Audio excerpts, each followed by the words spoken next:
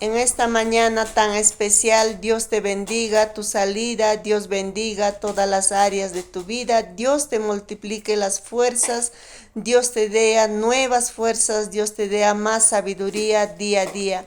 En esta mañana la palabra de Dios nos habla en el libro de Josué, cuando Dios le estaba diciendo a Josué por 3 veces que Josué se esfuerce.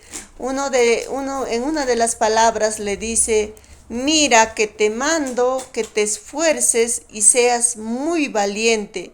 Dios le estaba diciendo a Josué, pero ahora esta palabra es para cada uno de nosotros. Nos dice: mira que te mando que te esfuerces. Es una orden que Dios nos da a cada uno de los seres humanos. Mira que te mando que te esfuerces.